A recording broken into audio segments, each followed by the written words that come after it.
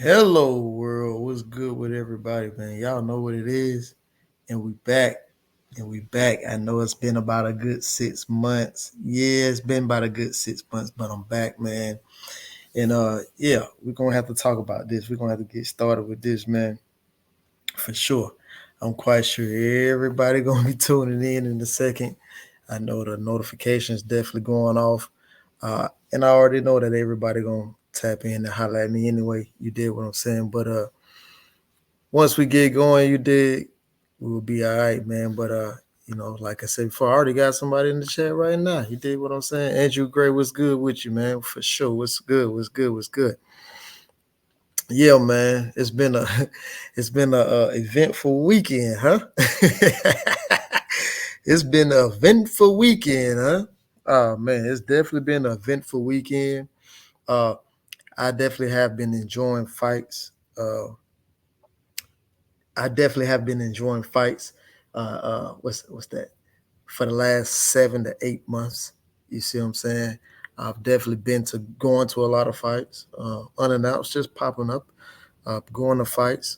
Got a fight to go to upcoming, and I actually had a fight myself. So yeah, I've been in the gym, back in the gym, and we back on road. We right back in the ring June 22nd.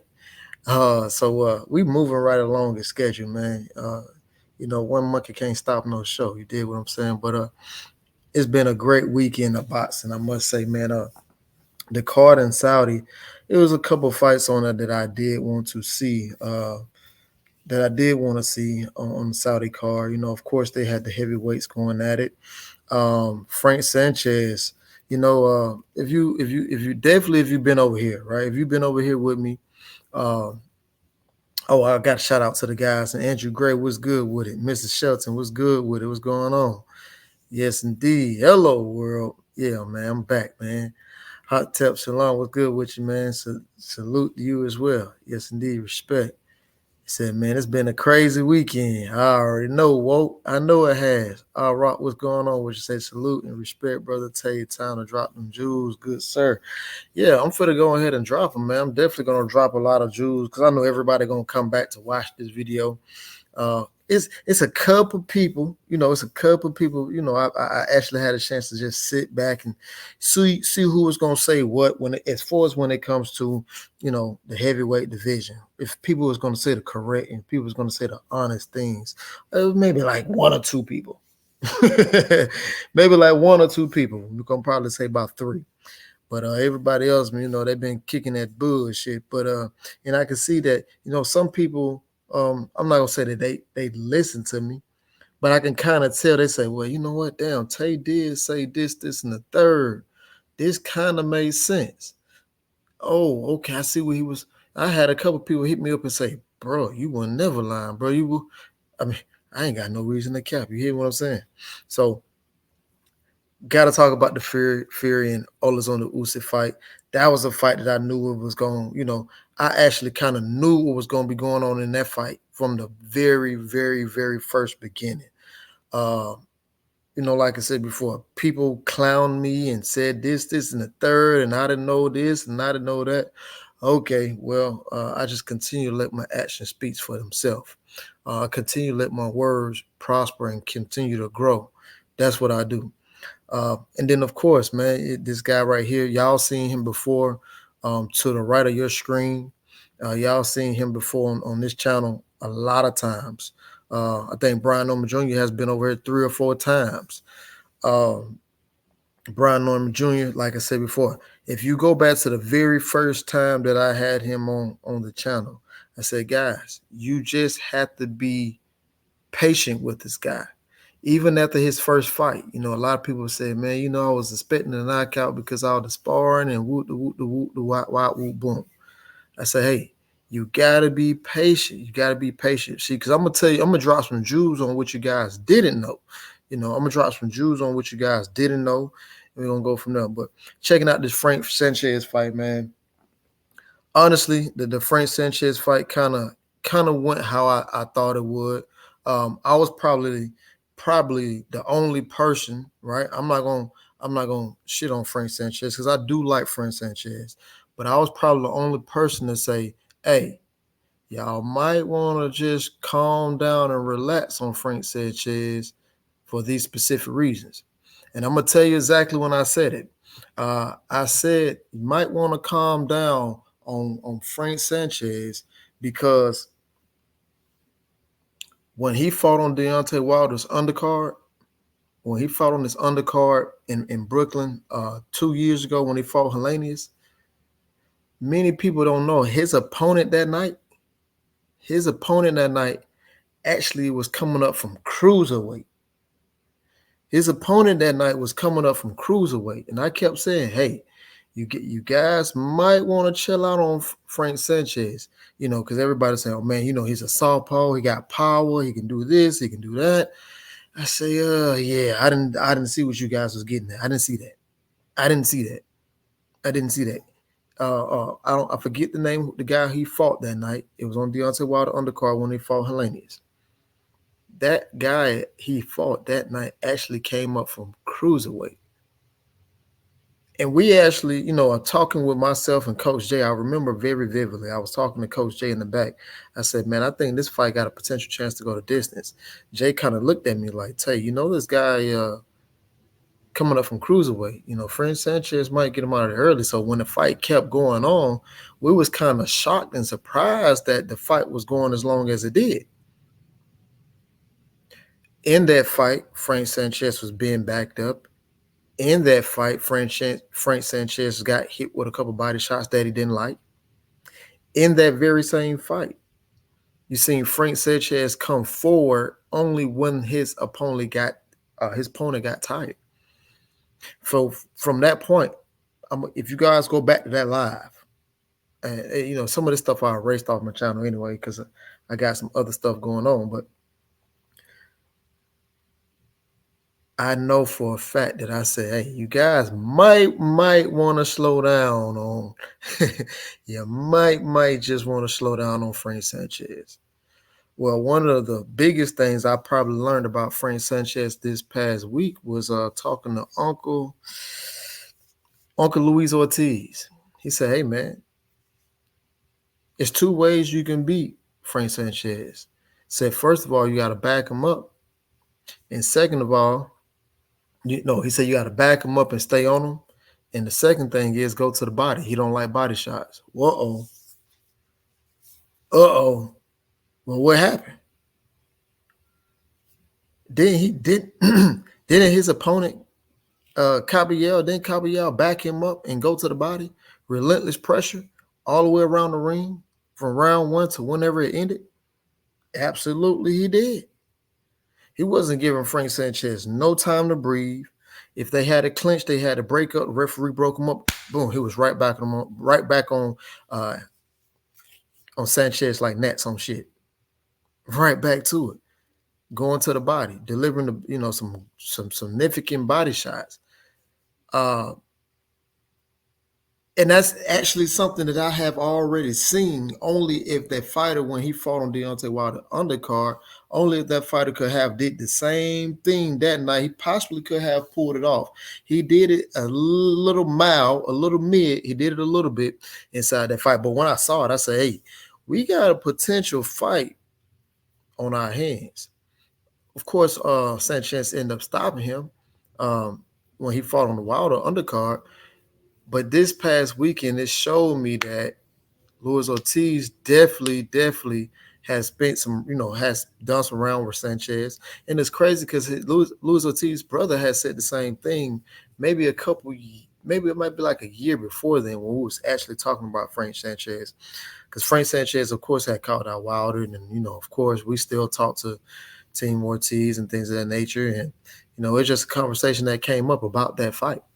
And that was one of the key things that his brother, Luis Ortiz's brother, was saying. Just go to the body.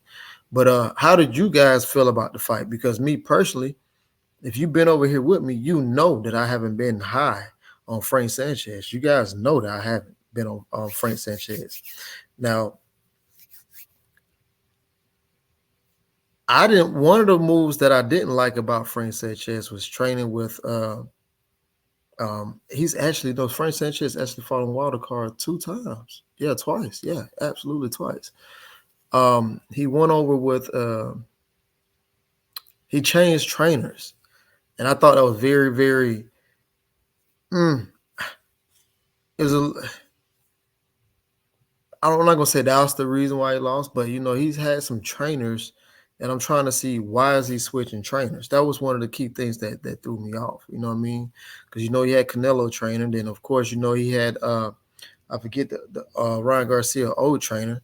So him to keep switching trainers, that kind of sort of threw me off a little bit. Like what's going on? And then of course I seen him with I actually seen last time I seen Frank Sanchez, I seen him walking with Ryan Garcia's father, Henry Garcia. So it kind of made me like, what's the mix up? Like, what's going on over here? What's happening? I don't know. I had to figure it out. But that fight right there was one of the fights that I did want to see. And Caballero, man, he's come back with a vengeance. Caballero has come back with a vengeance. He that's what his second or third fight back, and he's in the winner's circle, man. And Turkey Al-Sheikh, he actually likes uh Caballero. Caballero is not a bad fighter. He's not a bad fighter at all. Caballero might come into the minds of some people because Caballero was actually the guy that Tyson Fury was trying to fight during COVID because he was stating that Deontay Wilder wasn't training, wasn't ready, and things of that nature. But the truth of the matter is, we was in Miami in training camp, but he was trying to duck out the fight. But he was trying to fight Caballero, and that's how you may remember his name coming up. So that was one of the interesting fights, man. To me, I watched a lot of fights. Is some other fights that I got that I wanted to see, but they were mid. They were really mid. Of course, we had Tyson Fury and the Joker. The Joker did not come to play. You know, uh, Now before I get to break down my own assessment on the fight and what I think about the fight, I want to go back to the very, very, very first beginning. I want to go back to the very, very first beginning, right? The very, very first beginning. Around this time last year, we're going to say around this time last year, a month ago. So let's say April 20th, 420, February, March, April. We were talking about undisputed. You remember when Deontay Wilder went over to Saudi Arabia and everybody was like, oh, he shook his hand and things of that nature, and he shook Fury hands. Well, now, if you go back to listen to 78 Sports TV Live, when Deontay Wilder was in Saudi Arabia, he mentioned a couple things during that live. You can go back and play it. He mentioned a couple things during that live. And it probably went over a lot of people's head. Some of the things that Tyson Fury has been able to get away with, he was not going to get away with in Saudi Arabia. And I see people trying to make differences, or he's lost it and things of that nature, and this and the third. It's a reason why the performance looked the way it looked this past weekend. It's a reason why that performance looked the way it looked when he fought Ngannou. No matter how you try to dispute it, it's a reason. It's a reason. And I spoke on it before. LW boxing was good. I spoke on it before. It wasn't going to be able to get away with those things. But like I said before, all you have to do for your own self, go back and watch the the beginning of everything. Go back and watch the live. That's all you got to do. Go back and watch the live interview with him and 78 Sports TV. A lot of things that you saw this past weekend, it came up. It came up. And then we jumped from that. We jumped to, it was supposed to be an undisputed fight last year. You guys remember when it was, I told you guys it was a $120 million deal. See, everybody forget about that part. It was a $120 million deal, which means both fighters would have got 60 mil apiece. That was back in February, March of last year. Fury turned it down. Fury turned it down. But you also remember when Frank Warren and Fury were saying, well, you guys can come fight us over here in the UK. You can come fight us over here in the UK. But I still want that 70%. The Joker said, okay. The Joker said, okay, I'll take the fight. But they still said no. He still turned down the fight. That was the first thing that let me know that he really, really did not want to fight Oleksandr Usyk. That was the first thing I said, you know what? He don't want to fight Oleksandr Usyk. Now, I took a lot of heat for it because I was saying it on Twitter. I took a lot of heat for it. I said, hey, man, I don't think you want to fight. He turned down this deal. Come on, let's be honest. Let's be honest. He turned down the deal for 120 million. You're going to get 60 million and it's 50-50. The whole thing was him wanting 70%. That was the whole thing. That was the whole thing. He wanted 70%. But the 50-50 would have been 60 apiece, which is 120 million. Oh, so Turkey got smart. Turkey got smart. Because if you remember, there was skills challenge. There was skills challenge. It's a lot of things that happen with skills challenge. So it's no more skills challenge from Saudi Arabia. The king said, no bueno, is not going down.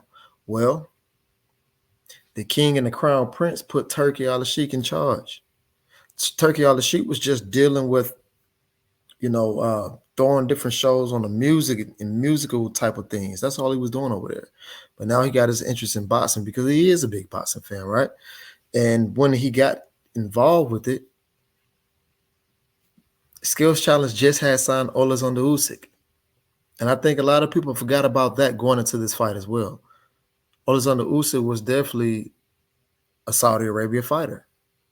He was definitely the A side in this fight. It was definitely 50-50 fight. And it was definitely 50-50 on the money as well. Right now, although you might see, Matchroom over there because of Eddie Hearn and Frank Warren, and Turkey need a little help, things of that nature. So it looked a little bit like they're running things. That's not the case. Sorry if you've been misinformed. But what's actually has happened, what's actually going on is that, hey, Turkey say, I'm going to get you this fight. Get ready. Get ready. You're still a Saudi fighter. We're going to get you this fight. Turkey did say, okay, you want 70%. Well, I'm going to give you Francis Ngannou. See now how everything coming together. I'm gonna give you Ngannou so that I can make this undisputed match. I'm gonna give you a little extra money. I'm not gonna take my fighter and leave him alone and so you can just get 70% of what's going on over here. No, this is my fighter. He's gonna get 50-50. That was one of the reasons why Oleksandr Usyk signed to the Saudis. Skills Challenge before then and signed to the Saudis. Because he wanted 50-50 split. Cool, he got that.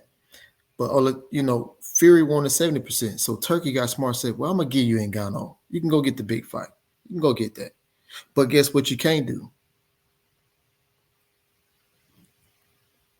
You can't wear them bullshit ass gloves. You can't cheat. And we're going to be testing. Oh, and I must say, the testing is very, very extensive. The testing is very, very extensive. Okay? So that's one of the things. He goes and fight Ngannou, and people say, well, he didn't train for Ngannou. He didn't do this against Ngannou. Well, I'll be damned. Because when I look at the Ngannou fight, when I look at the Oleksandr Usyk fight, but I go back and look at the Wilder fights, and I go back and look at what's his name? Chisora fight, when I go back and look at Burnt Strick fight, when I go look at these fights, I see this monstrous person who has this one punch knockout power, who's just knocking everybody out, who's throwing an uppercut from hell. Chisora just falling like Chisora just falling over, like shit just really, really hurt. And Chisora, and I got a story to tell you about Chisora, because I know for a fact that Chisora called Deontay Wilder about some gloves. I know that. So Chisora, I got you on my mind, and I might put it out there. But to make a long story short, that's what I started noticing. I said, damn, we don't see this power. We don't see this. Damn, hold on. So wait a minute. Now that I said those names and I played back memory, I see Usyk weighed in. He went up like 15 to 20 pounds. I see that Fury down there lost almost a lot of weight. I seen him go back down. I said, hold on, wait a minute. So you mean to tell me you're a one-punch knockout artist? You've been walking people down. You've been bullying them. You've been bullying people. You've been bulldozing people. You've been running through them. You beat everybody. But this go round, you go back to revert to boxing.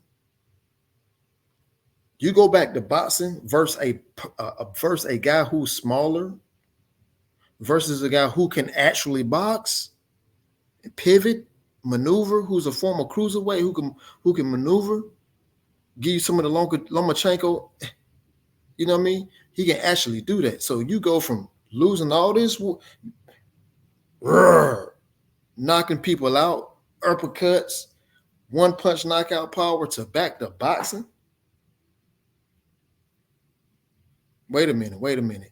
Did anybody see Fury get him that big-ass right hand? And I think it was like the 4th or 5th round, and Usyk looked at him like, damn, that's it? See, but when I was trying to tell people,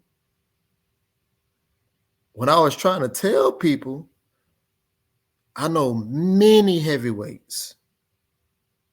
I know many heavyweights who's spoken to me personally, who's contacted me via Twitter, via, social media, who's contacted me and said, man, Fury ain't got no punching power like that. I've sparred him. Guys who's a former opponent of Fury reached out to me. And he don't punch like that, bro. Like, but to the world, I'm just making stuff up. To the world, I'm just saying this. I'm just saying whatever that comes out of my ass. That's what the world. But these are former opponents. These are former sparring partners who are all telling me the same shit. So is it that they lie, or he lying because that one punch power don't exist without that good juice? See, people ridicule me. People this and that. Oh, now people saying it just, no, the fight with Wilder took it out of him. No. We're not going to use that, because it's according to you guys and all you guys in the UK, you guys want to make a statue. You guys want to make a statue of Deontay Fury knocking out Deontay. But you guys called him a bum. He can't fight. He's a dozer. He can't punch. Got skinny legs. This, and the third. Should I keep going? That's what all you guys said. That's what all you guys said. And now he got beat by a guy who's almost the same size as Deontay as far as compared to weight. He lost to a guy who was also shorter. He lost to a guy who, Oleksandr Usyk don't have the biggest punch of the heavyweight division. He don't have the biggest punch of the heavyweight division. He lost to a guy that was shorter, a guy who really can't crack like that, and a guy who can just box. But you've been knocking out people, one punch knockout power, uppercut here, and sent burnt straight tumbling. Chisora, you put 50,000 knots on his head, and damn, you're breaking, your mandible bone. You got a indentation in mandible. This one punch power was nowhere to be found Saturday night, and I wonder why. Oh, because Turkey Al-Sheikh said he not playing that bullshit. You see, because when you try to pull out the fight When you tried to pull out the fight, when you told your sparring partner to give you that, they already knew what was up. Like my boy Champside said, they had you hostage. Turkey had you hostage, or you wasn't gonna get away from that. Because my thing is, listen, sometimes secret messages are shown. I seen Turkey out of sheep posted pictures of Fury getting his ass whooped. I seen no. Well, if he was cycling off, well,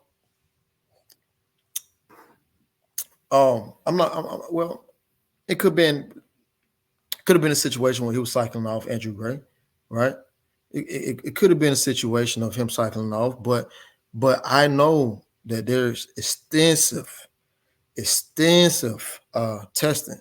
I mean, extensive. I mean, your ass gonna wake up at 3:30 in the morning to get that doorbell. Trust me, I know. Hey, and if if they see you out, put it like this. Even if you're at the mall, I'm not gonna say this, but I'm gonna say it, but I'm gonna say it in a way. Even if you're at the mall in Saudi Arabia, they're gonna find you and make you piss. I'm telling you, I know. I've been over there. I'm getting ready to go back over there. I know. So it's very, very extensive over there. Very, very extensive. But I wonder where that crunk style was at. That's what I was looking for. That's what I was looking for because I seen it against the crunk style. Come forward, knock you out, one punch power. I seen it in the Deontay fights, right? And I'm trying to, but damn, I got about 15 to 20 sparring partners and former fighters telling me he really can't punch like that. So I'm trying to put it all together. Then I see the report. I'm at the doctor's with bro. We got the same orthopedic. I know what's going on, but people telling me I'm lying. I'm trying to make this all make sense. People telling me I'm lying, but we got the same orthopedic. Damn, the same doctor who got Earl Spence. The same doctor who got other fighters too. Oh man, damn. I'm trying to put it all together, right? I'm trying to put it all together. But then I get over here, he knocks out Burnt Strick, Dillian White. Then he goes and fights Chisora, put 1,000,000 damn polka dots on his face. I say, damn. Oh, okay. But he gets to Ngannou and get his shit handed to him. And Fury got so, let me tell you something. Fury got so tired in that fight with Usyk because he was trying to put all he could in them punches and they weren't doing a damn thing. They weren't doing nothing to Oleksandr Usyk. They wasn't doing nothing. Nathaniel. Now, I seen a couple tweets. I seen a couple tweets that somebody was saying that Oleksandr Usyk getting his ass whooped. Whoa, whoa, whoa, whoa, whoa. Whoa, whoa, whoa. You got a little bit too much dip on your chip for say something like that. Because what I did see was the small man walking down the big man. That's what I did see. I did see the small man walking down the big man. I seen him slipping a couple shots. I seen him talking in the belly. See, Fury thought, he was just going head hunt because he couldn't get to him because he was short. No, Oleksandr Usyk kept it basic. Used angles, went to the body, went to his chest. Went to the body, went to his chest. Hit him on the arm a couple times, back to the body, back to the chest, back to the arms. And guess what? 1, 2, and 3, we knew sooner or later that if I keep hitting you right here,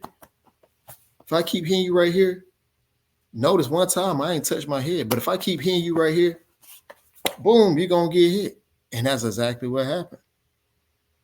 Smart game plan. And I knew from the beginning that's what it was, because if you want to be honest with you, if you want me to be honest with you, like I've always have been, Tyson Fury didn't want to fight Oleksandr Usyk because guess what? He knew there was a slim chance, or there was a chance that, hey, these people over here not fucking with me like that, so I can't get away with what I want to get away with. It's a possibility of a chance that I can lose, because what fighter on this green earth would turn down 60 million guaranteed? What fighter would turn down 60 million guaranteed? And he say, you know what? if I'm going to lose, I'm on all the money. And that's exactly what happened. And if you guys couldn't read through that, and I've been vividly telling you, hey, this is how much it is. This is how much it is. This was going on. This was going on. Before I say, you know what, I'm just going to relax. I'm just going to relax, enjoy my time, enjoy my daughter, get back in the gym, do my thing. That's what I've done. But everything I've said has come to fruition. Boom, it's right in your face. Right in your face. What fighter going to turn down 120 million when it's a chance for both of us to make 60 million off one fight? Now, trust me. Now, people got the wrong misconception about, the Saudis just throwing out money. No. That's a misconception. You're going to fight. You're going to fight. That's what people don't understand. You're going to fight. Now, people say, well, he made a big payday against Ngannou. No fighter over there has made a big payday against Ngannou. Now, they'll tell you, this fighter made 50 million to fight Ngannou. That's a fucking lie. Neither one of those guys made over 10 million to fight Ngannou.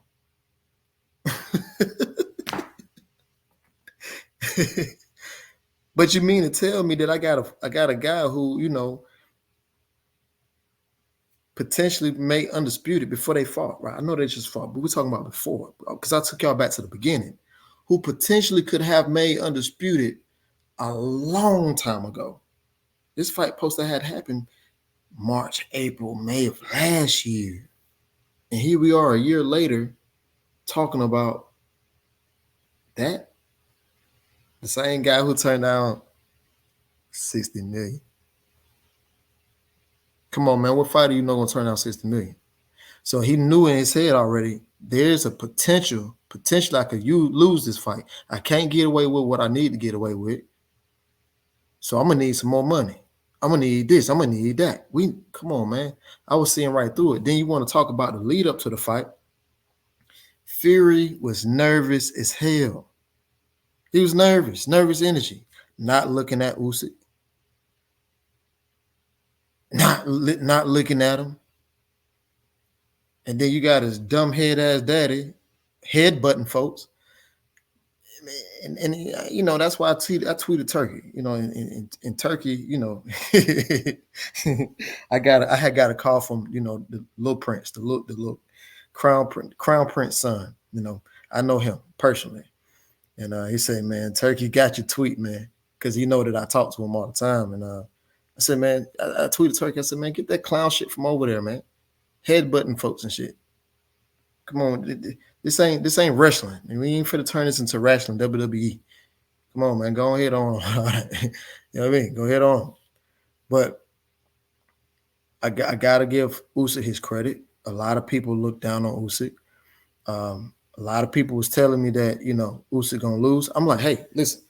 First of all, and I started to do a live betting show, but I haven't did one in so long, and I was like, I'm gonna just chill. But first of all of last week, Oleksandr Usyk was sitting at plus 100. Oleksandr Usyk was sitting at plus 100. Fury was like minus 120. I said, wait a fucking minute. You got the guy who's unified champion with 3 belts as the underdog, but you got Fury who's the champion who's only had 2 title defenses? Well, really just 1. It didn't make sense. You know what I mean? It didn't make sense to me. And then on top of that, I said, well, knowing what I know he couldn't cheat. I know he couldn't do this. I know they got a stint for testing. I also knew that he turned down 60 million or 120 million. I said, man, and he won't even look this man in his eyes. I said, that's some nervous energy. I said, yeah, let me go and put this little money on Oleksandr Usyk, because Usyk can box.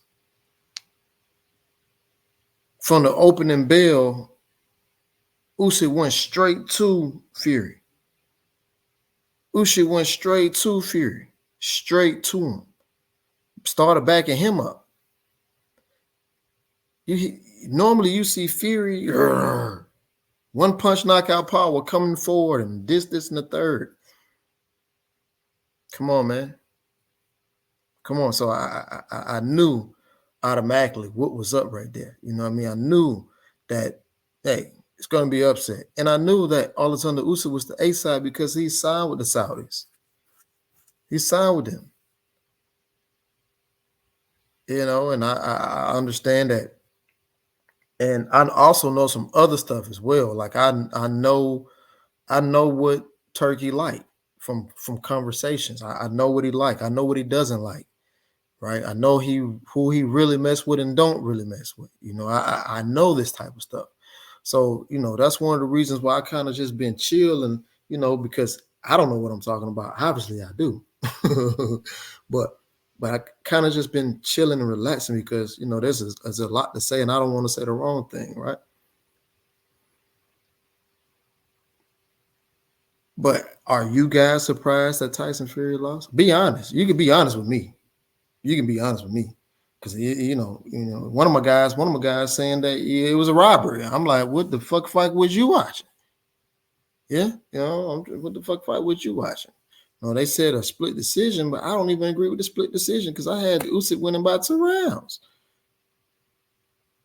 You know, I have Usyk winning by 2 rounds.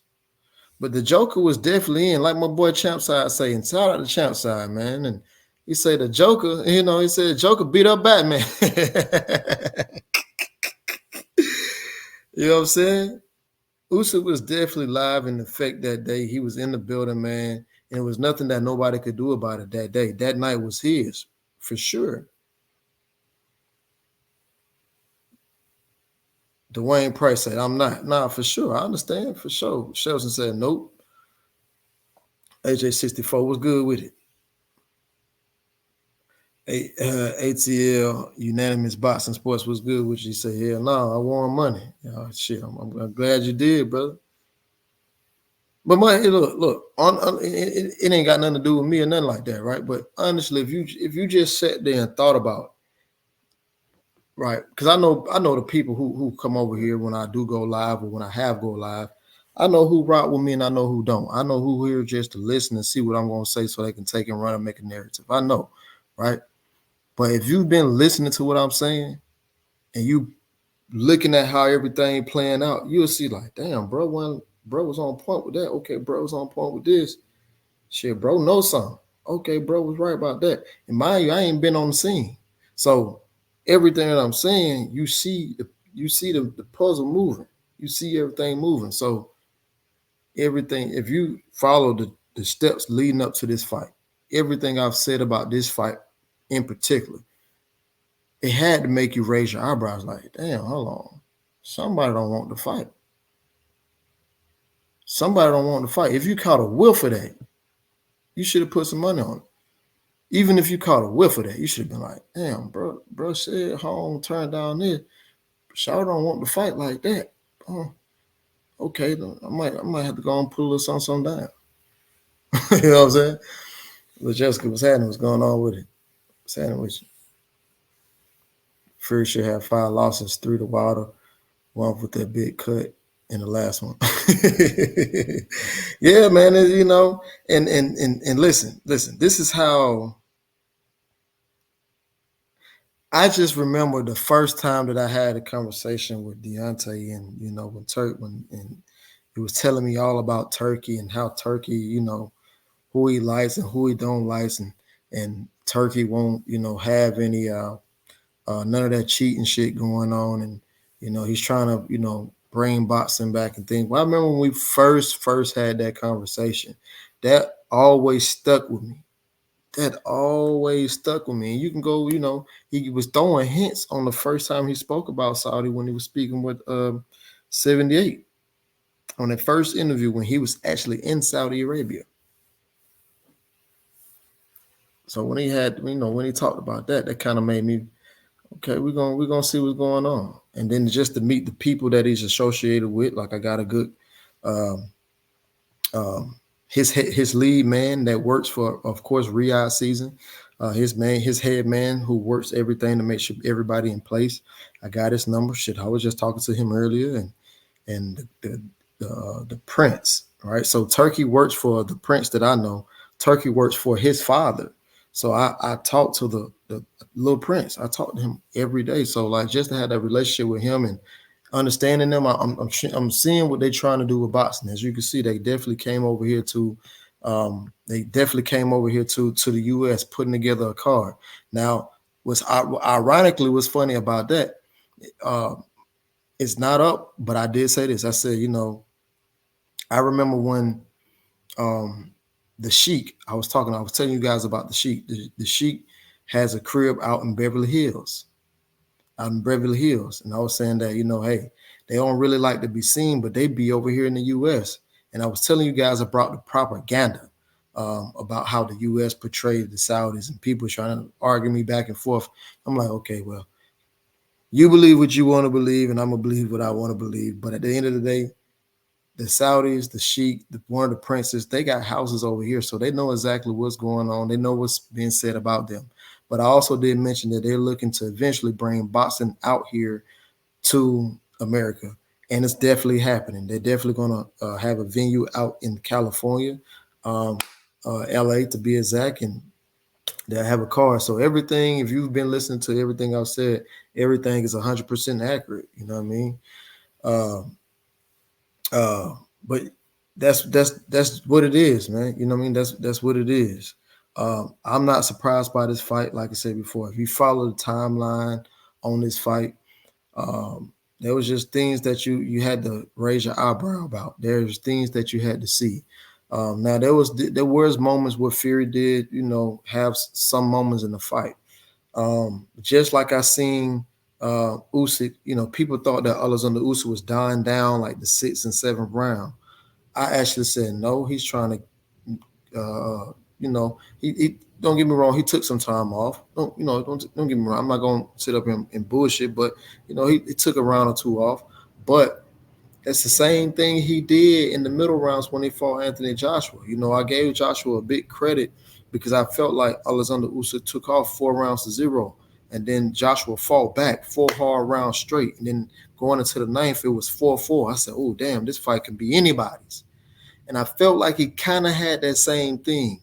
I see that Alexander Usyk went and got in great shape. He picked up 10 pounds of muscle, so he had to use that physique. But I had also been talking and checking on Alexander Usyk anyway. Um, One of his sparring partners, Double XL, who was always in our camp, who actually was just left Alabama from sparring, Deontay getting ready for Zilla Zane. He was down there. So I knew the type of shape that um, um, my man Usyk was doing. I knew what he was doing in camp. I would FaceTime. I would FaceTime Double XL, right? I would FaceTime him. Hey man, what y'all working on? How you looking? He'll show me a little glimpse or whatever like that on the iPhone and turn it back. But that's my guy, man. So I was always checking on Usyk, you know what I mean, and seeing what he had going on because I was very interested in this fight. I wanted to see how this fight played out, and it played out just how I drew it up. It did. Right. Like I said before, I seen nervous energy during fight week. I seen Joker come into play, but all that, dancing on the ropes and all that clown shit, man, that's the same thing he did in the first fight with Deontay Wilder. That was in the first fight. Did the same thing, raising his arm after the bell. That shit don't ring you no rounds. And as much as I love Tank, and I'll never shit on Tank because that's my, and Tank we that's my dog. We did some shit back in the days, you know what I'm saying? But Tank was wrong for saying that, one good round and win no fights. But shit, Fury was doing the same shit, dancing on the ropes and doing this and put his hands behind back. That's the same shit he did in the fight with Deontay Wilder. You see what that shit got him? It got him a draw. And this time he got him a loss. That shit don't mean nothing. You know what I mean? The Diesel, they're gonna have their own, they're gonna bring their own referees. They get who they want. They're gonna get the realest ones.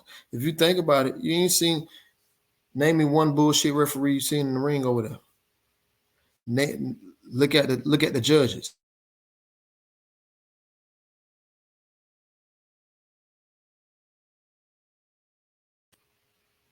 You ain't seen that, you know.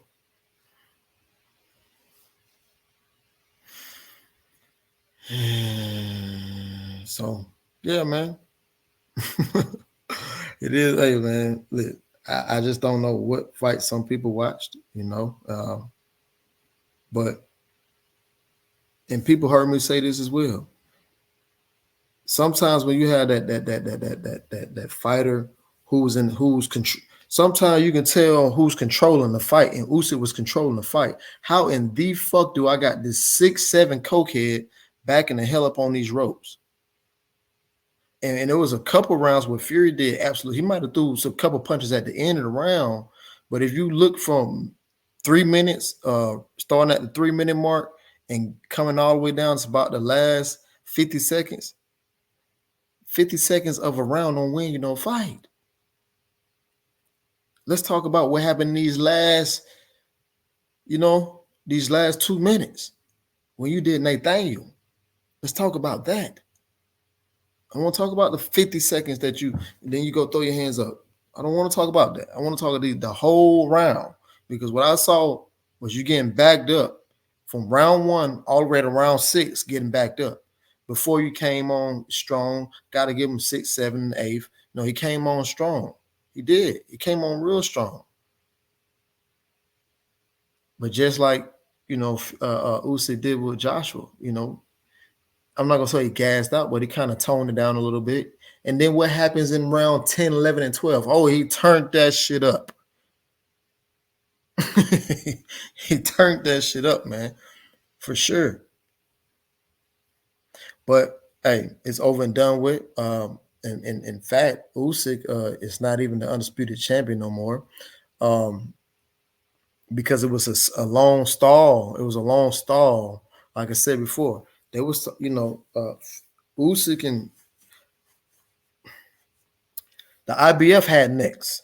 The IBF had next, but it was the WBA. I'm not sure if you guys remember, but around this time last year, right, Daniel Dubois and Oleksandr Usyk was announced, but it was trying to see if Daniel Dubois was in good enough shape, right? Said Fury controlled the fight from round. How the fuck can you control the fight if your back is on the ropes, not throwing punches, and you only throwing punches the last 50 seconds? Somebody tell me how is that controlling the fight? Tell me, because if I can have my back on the ropes and I throw punches for 50 fucking seconds and I'm controlling the fight, but the bigger man has his back on the ropes, running from pillow to post, like a pillow to post, backing up on the back foot. He's 6'8". He's a one-punch knockout power fighter.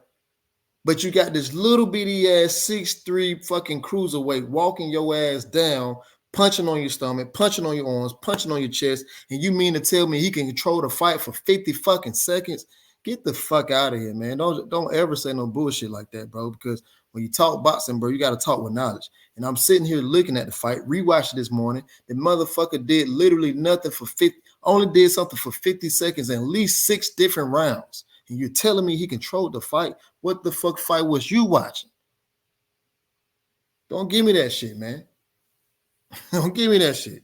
50 seconds of a fight and throwing your hands up don't win you no goddamn fight. What the fuck are you looking at? And I'm being honest. What the fuck are you looking at? 50 fucking seconds, you telling me he controlling the fight. Man, get the fuck out of here. But he got his big ass backing up all the way around this fucking ring by the smaller guy. Get the fuck out of here, man.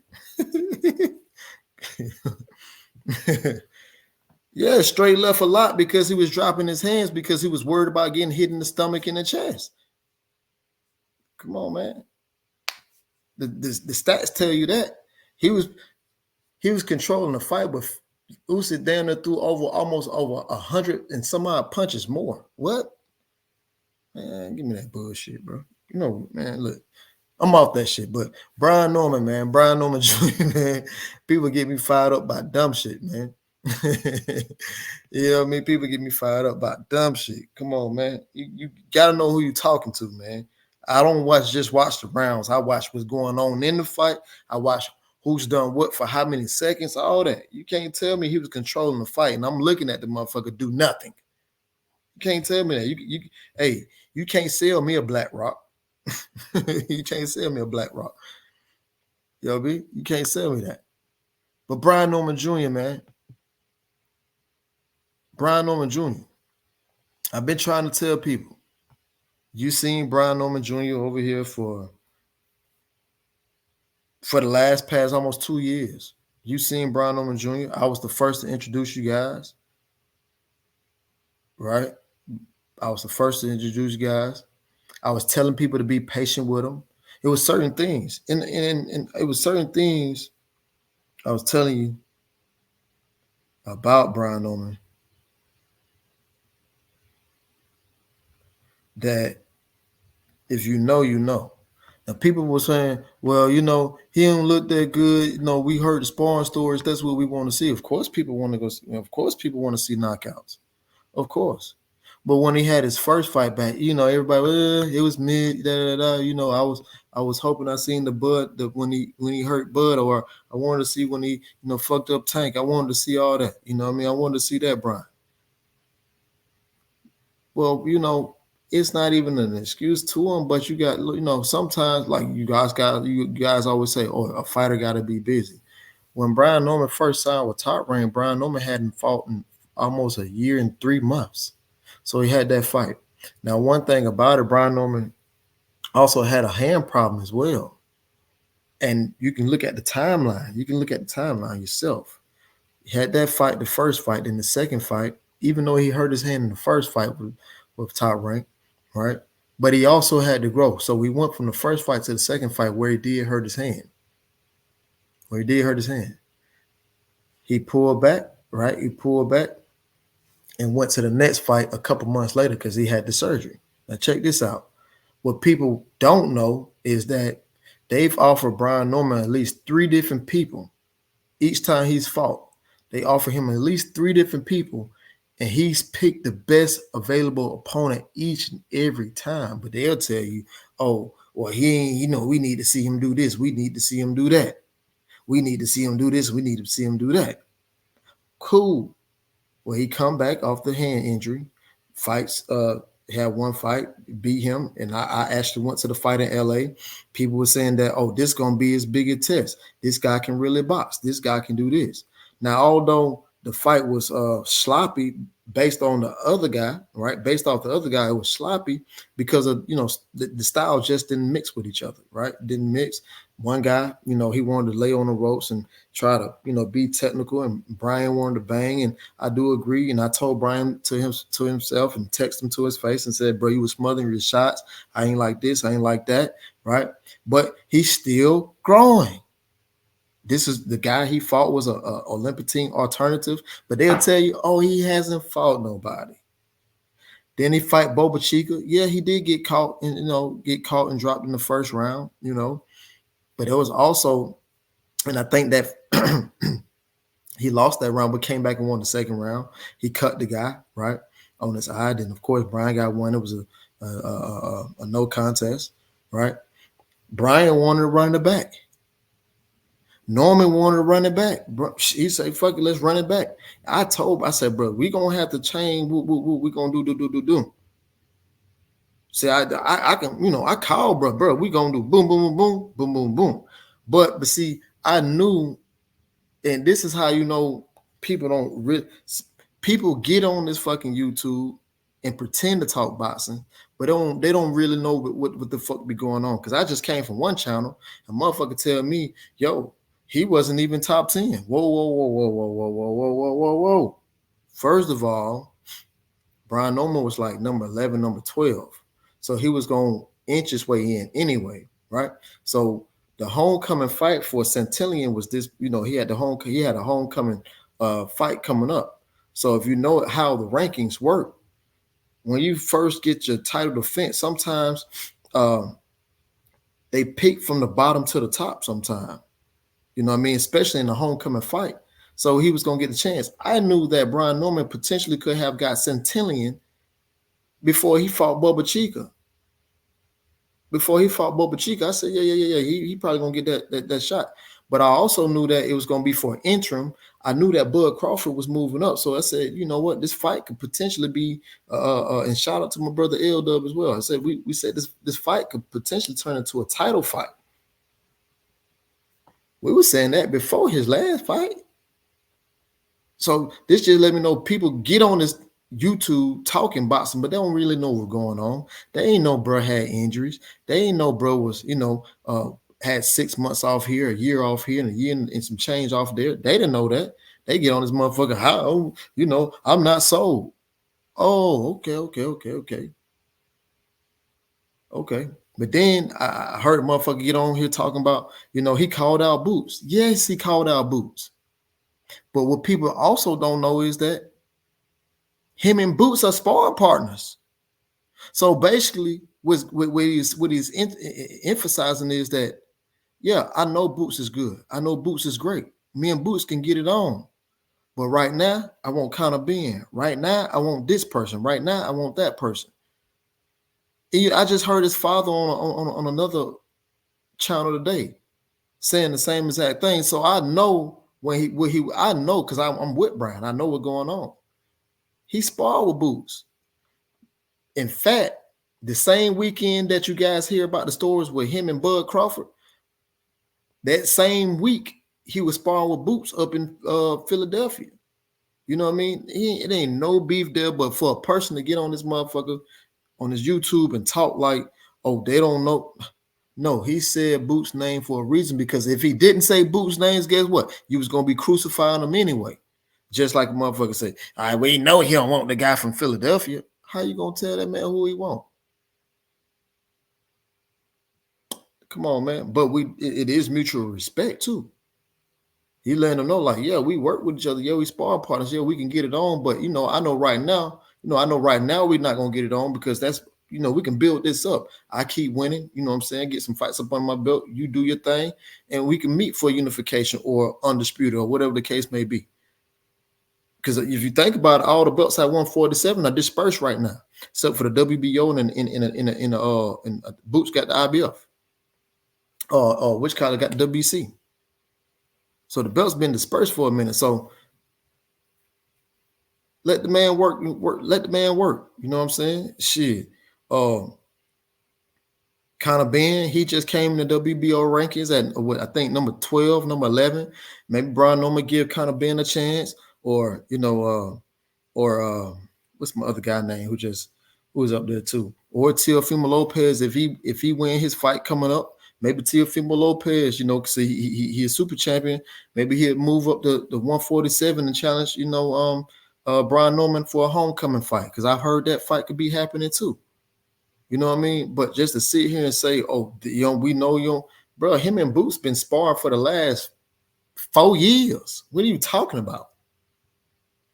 Just don't get on this YouTube shit just saying any goddamn thing, because you don't know what you're talking about. Because that's one way you lead your fans wrong. Your fans get the, and then when they hear me talk, they like, damn, nah, bruh said, no. I want to give you the real. I want to give you the real.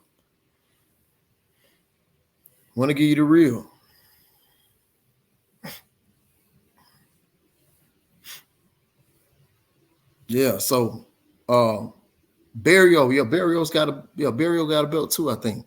Yeah, Barrio got a belt too. Joseph Townsend, what's good with you? What's going on? So for it to be, do I believe that it was one of the best fights for Brian Norman? Yeah, this what y'all been waiting for, right? This is one of the fights y'all been waiting for. Miss Joette, what's going on? This is the fight y'all been waiting for, right? You know what I'm saying? This is what y'all been wanting to see. Everybody asked me, bro, you was at the sparring, what happened? I've been keeping it 100. I know what happened. I know what happened with him and Bud. I also know what happened with him and Tank. I was there every time they sparred. I know what happened with him and Boost too. I've been there. I know. You know what I mean? I know. I just don't, I give hints, but shit, I can't take it to the, I can take it to the water, but I can't make you drink it either. Right? But with that being said, man, I watched this young man from and the picture the picture on my bottom right hand corner, man, that's a young Brian Norman. That picture was taken in 2017. That picture was taken in 2017. I know what Brian Norman can do. I've been knowing what he can do. My first time ever sparring Brian Norman, he was 15 years old. I knew he had bricks in his fucking hand since that day. I've been telling people, hey, that kid can fucking punch. I'm trying to tell you. I even told a story on here before. You know, it got to the point. It got to the point that he would be sparring. I'll go ahead and get dressed anyway because I know he about to drop. He about to knock him out. That's been a lot of different times. That's been a lot of different times. A1 Hoops on. What's good with you? A1 Hoops on. Okay, what's up with you, big dog? I ain't heard from you in a minute. Of course, I ain't been on here in a minute. So him and Barrios be a good fight. Yeah, that's another opponent. Nah, for sure. So for me to see Brian, man, that you know, I knew it was real. Me and Brian had spoke before he went to camp. And he said, bro, what you see? He said, bro, what you see? I told him what I thought about Centennial. He told me what he thought about Centennial. You know what I mean? He knew I was getting ready for a fight, so I had a fight coming up. He had one coming up, so we really didn't talk as much. But I knew he was going to Dallas. I think I might have talked to him 1 or 2 times while he was in Dallas. I knew he was going to Dallas, and he got away from Atlanta. Got away.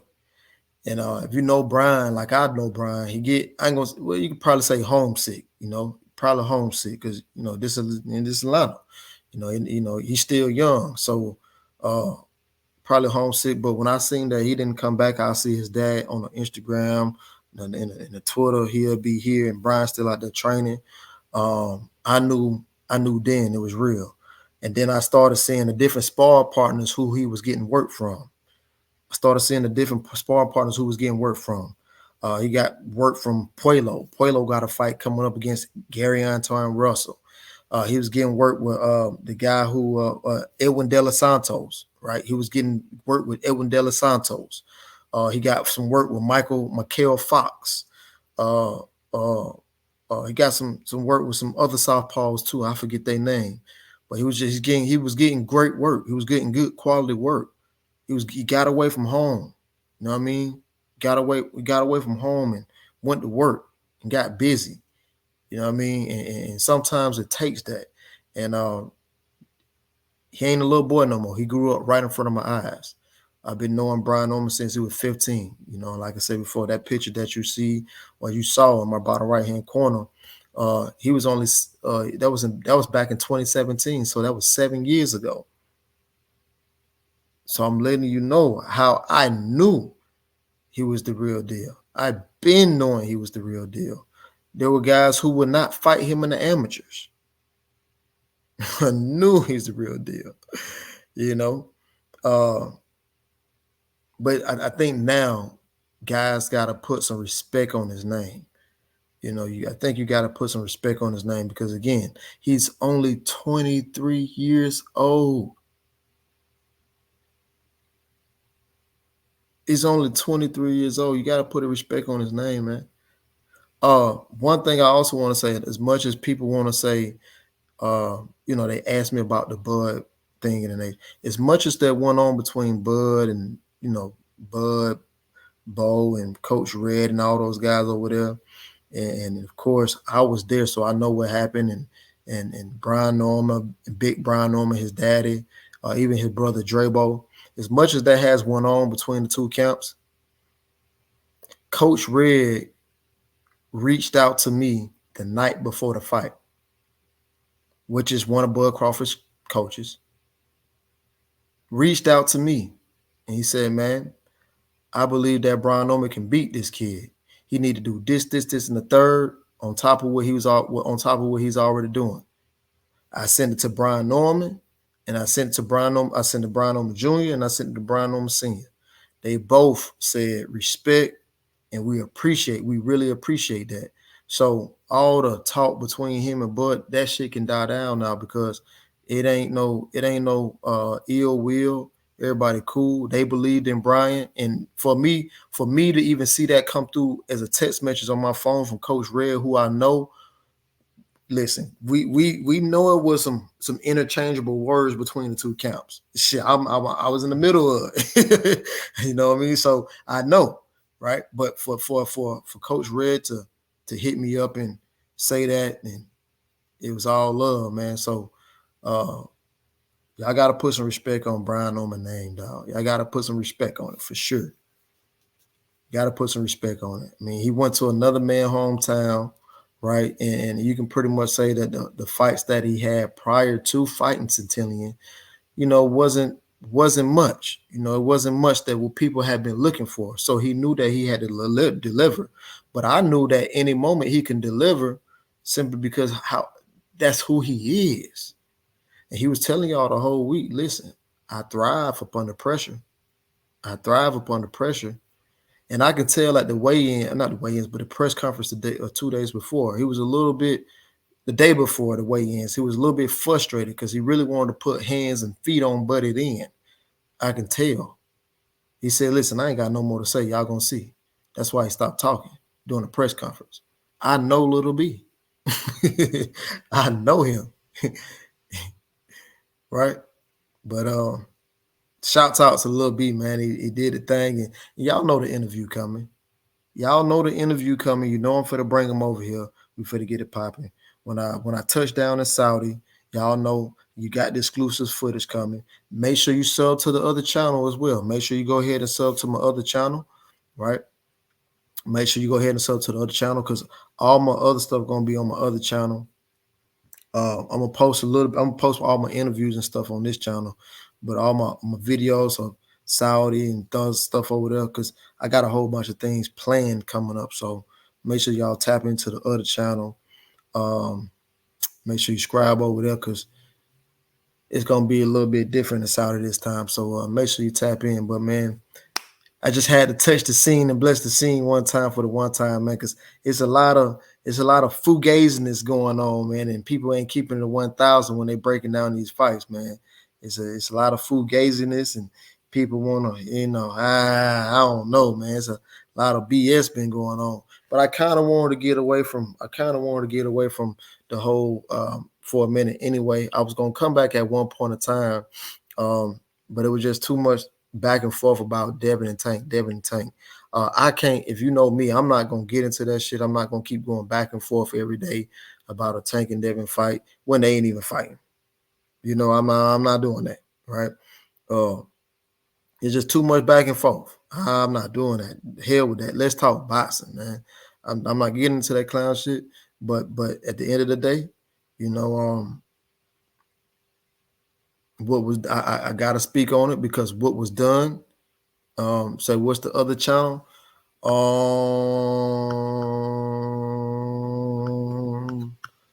Damn, I forgot off the top of my head. Let's see. Oh, okay, I got it. I got it. For put up on the PAZ. Yeah.